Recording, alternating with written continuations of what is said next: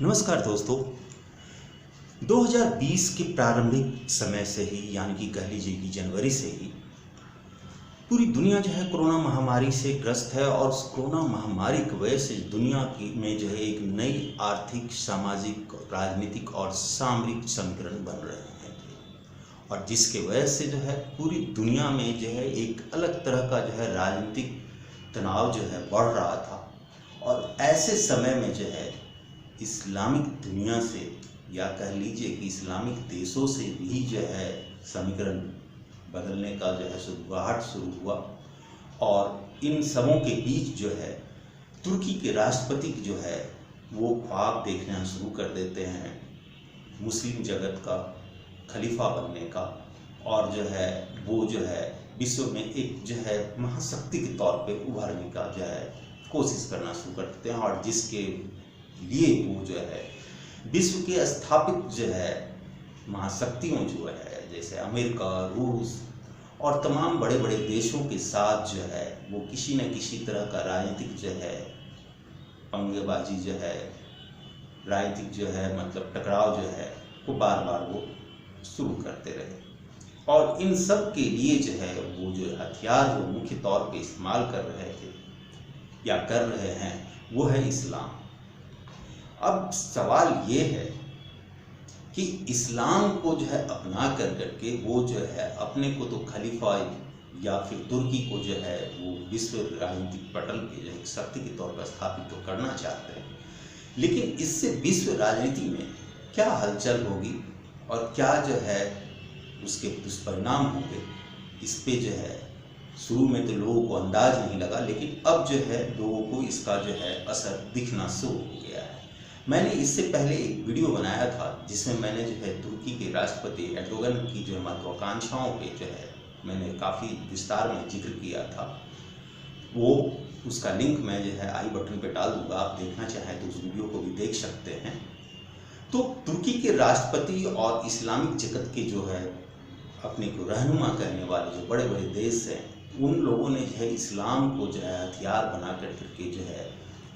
अपने को जो है विश्व राजनीति में स्थापित करने का प्रयास कर रहे हैं। अब जो है ये इस्लाम जो है किस तरह से जो है हथियार के तौर पे वो इस्तेमाल कर रहे हैं उसकी बानगी मैं आपको बताता हूँ कि इस्लामिक जगत में जो है ऊपर से नीचे तक जो है इस धर्म में कह लीजिए कि जो है ऊपर से नीचे तक जो है शक्ति, सत्ता और जो है ताकत का जो है जोड़ चलता है और ये जोड़ ही जो है इस इस्लामिक जो है राजनीति का जो है मुख्य धारा है। स्थानीय स्तर पर जो है इस्लामिक जगत में या इस्लाम में कह लीजिए कि जो है स्थानीय स्तर पर जो है मौलवी या मौलाना जो होते हैं वो ग्रास रूट लेवल के कार्यकर्ता होते हैं जो कि जो है उनके ऊपर के जो लीडर होते हैं उनके निर्देशानुसार जो है उनकी जो है नीतियों को आगे बढ़ाते हैं। और लोकल लेवल पे जो लीडर हैं उनके ऊपर पे नेशनल लेवल के लीडर होते हैं और उस नेशनल लेवल का लीडर जो होता है अपनी ज़रूरत के अनुसार जो है उन चीज़ों को जो है व्यवस्थित करता है और कई बार जो है नेशनल लीडरों को जो है वर्ल्ड राजनीति में अपनी परिस्थिति को देखते हुए भी जो है उसको वो एडजस्ट करता है। तो इस सारे प्रकरण में जो है एक चीज़ जो है जो कि उभर करके सामने आती है वो ये कि इन सारे जो है जो एक क्या कहा जाए कि चैन बनता है, इस चैन में सारे लोगों का एकमात्र जो उद्देश्य होता है और एक सूत्री जो कार्यक्रम होता है वो ये कि समाज को जितना ज़्यादा रेडिकलाइज करोगे तुम्हारी शक्ति संतुलन जो है और तुम्हारा पकड़ जो है सोसाइटी पे उतना ही ज़्यादा मजबूत रहेगा। इस्लाम के अंदर जो है किसी भी नए विचारों की उत्पत्ति का जो है हमेशा से ये लोग विरोध करते हैं क्योंकि नई सब विचारिक जो है व्यवस्था जो है समाज में घुसने से उनका जो है शक्ति संतुलन जो है उलट पलट सकता है या कमज़ोर हो सकता है, जिसके कारण जो है वो इसे जो है सोसाइटी के अंदर जो है घुसने देना नहीं चाहते। यानी कि कह लीजिए कि इस्लाम के अंदर जो है नए विचारों का, सुधारों का कोई जगह नहीं है और अगर कोई गलती से इस सुधारों को आगे बढ़ाने के लिए, सुधारवादी विचारों का जो है अगर वो प्रचार करना शुरू करता है तो उसे जो है इस्लाम विरोधी करार देते हुए जो है उसे जो है रास्ते से हटा दिया जाता है। तो ये है इस्लाम का जो है चरित्र। और इसमें ध्यान देने वाली बात ये है कि ये इन सारे लोगों की ज़रूरत जो है लॉन्ग टर्म तक तभी पूरा हो सकता है जब वहाँ के सोशल सिस्टम में जो एजुकेशन का जो प्रणाली है उसको पूरी तरह से जो है अपने विचारधारा के अनुसार जो है पढ़ाया जाए, रेडिकलाइज किया जाए। कहने को तो वो पूरी तरह से इस्लामिक जो है ग्रंथों का जो है पढ़ाई करवाते हैं, इस्लामिक विचारों का जो पढ़ाई करवाते हैं, लेकिन कहीं न कहीं उन विचारों का जो व्याख्या है वो अपनी राजनीतिक ज़रूरतों के अनुसार करवाते हैं और वही पढ़ा करके जो है बच्चों को जो है रेडिकलाइज कर दिया जाता है। और इस्लामिक जगत में आज स्थिति ये है कि रेडिकलाइजेशन का जो है कई स्टेज पार कर चुका है, थर्ड फोर्थ या फिफ्थ जो कहीं की जनरेशन पार कर चुका है और ये जड़ इतना ज़्यादा गहरा हो चुका है कि कई जगहों पे जो है अब इनकी भी पकड़ जो है से बाहर जा चुका है मामला। अगर ये चाहे भी कि कुछ चीज़ों को रोकना, कंट्रोल करना, तो इनके बस का नहीं है, क्योंकि बहुत सारे चीज़ें जो है इनके कंट्रोल से बाहर चला गया है। तो ये है इस्लाम के अंदर आज की स्थिति। और इस स्थिति में जो है इस्लामिक देश किस तरह से फंक्शन करते हैं वो हम आपको दिखलाते हैं, बताते हैं। देखिए होता क्या है कि आज दुनिया के अंदर जो है किसी भी तरह का आतंकवादी घटना हो तो आप देखना जो है कि हर जगह कहीं न कहीं मुस्लिम का ही नाम आता है। वजह साफ है, रेडिकलाइजेशन का लेवल जो मैंने पहले भी थोड़ी देर पहले बता रहा था कि वो फोर्थ फिफ्थ जनरेशन तक पार कर चुका है। अब कंट्रोल जो है बहुत हद तक जो है इन सारे लीडरों का हर जगह नहीं हो पाता है। नतीजा है कई आतंकवादी संगठन जो है छोटे बड़े लेवल पे खड़े हो गए हैं,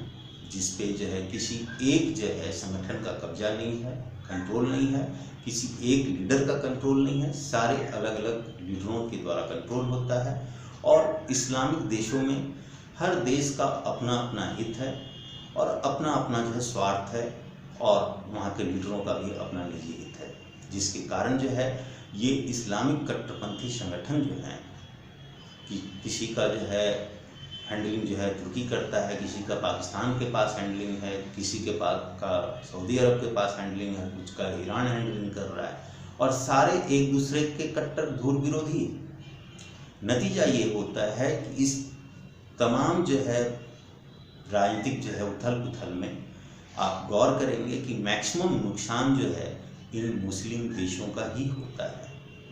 आप ध्यान दें तो जितने भी मुस्लिम देश हैं, आप एग्जाम्पल देख लीजिए कि अफ़गानिस्तान में कोई बाहरी जो है लोग जो है वहाँ स्थिति नहीं बिगाड़ रहे हैं।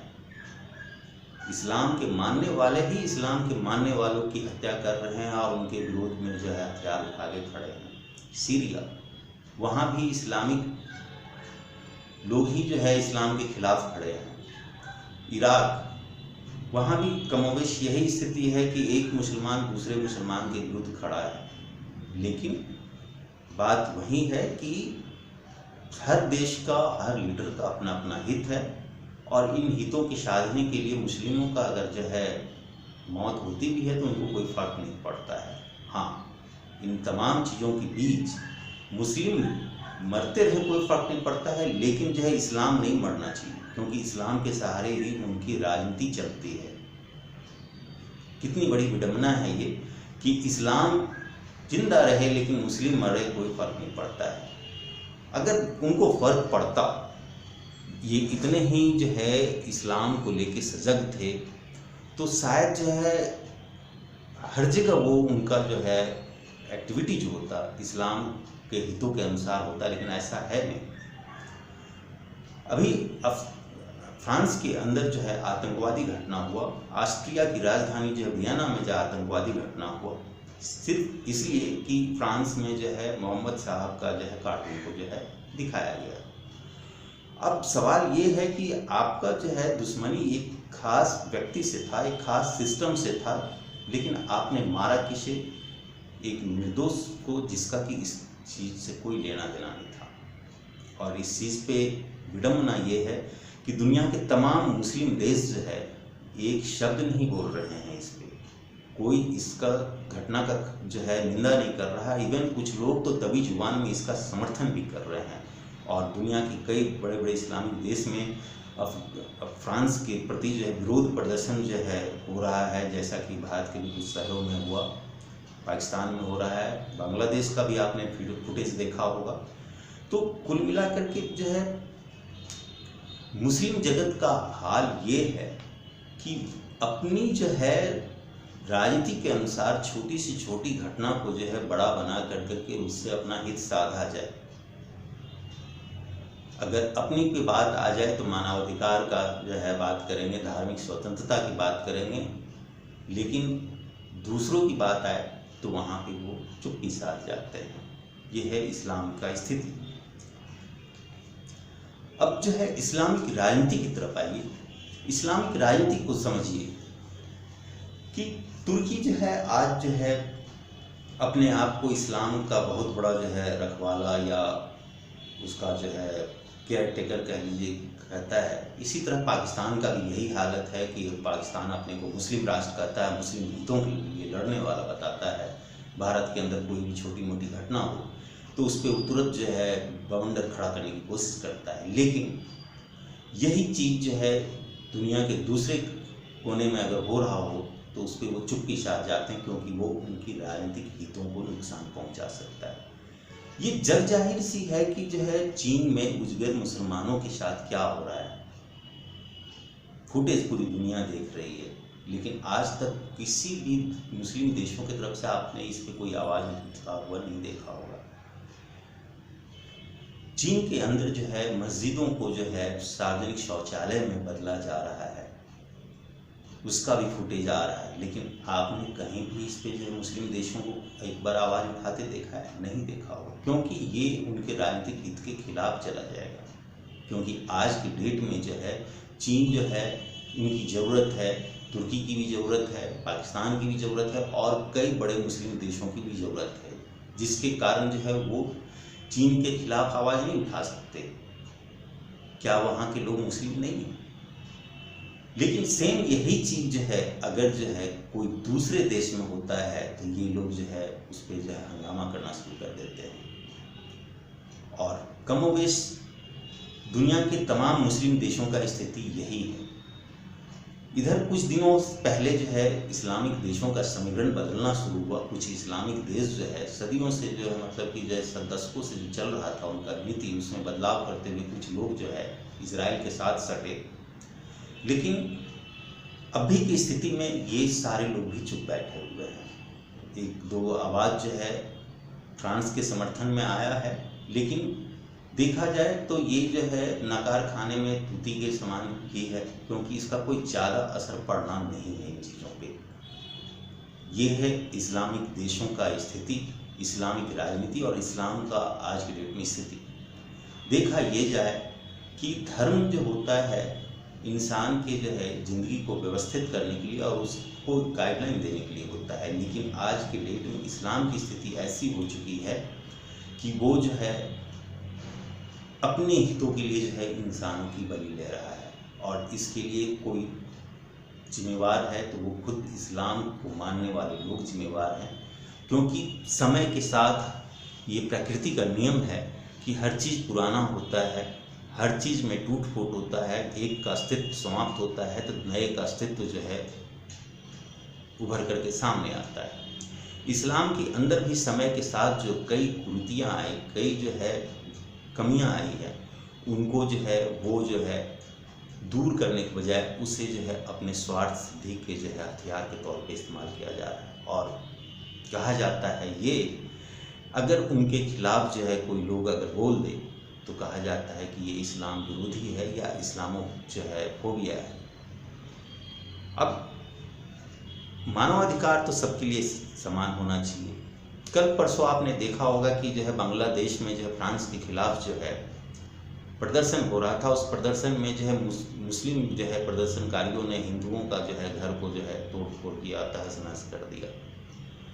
अब सवाल ये है कि क्या उनका मानवाधिकार नहीं है? क्या वो फ्रांस के लोग थे जो कि आपके पैगंबर साहब का जो अपमान कर दिए, जिसके लिए उनका घर आपके अपने तोड़ दिया? खैर वो तो एक अलग चीज़ हो गई। पाकिस्तान के अंदर जो है इतना जो है धर्मनिरपेक्ष अपने को जो है अल्पसंख्यक आरक्षक का जो है वहाँ के नेता लोग कहते हैं, लेकिन आप वहाँ का भी रिपोर्ट देखिए, अल्पसंख्यकों की स्थिति क्या है। लेकिन यही चीज़ अगर मुस्लिमों के प्रति जो है भारत के अंदर कोई छोटी सी घटना हो जाए तो उस पर जो है इनका जो है स्टेटमेंट देखिए, आपको समझ में आएगा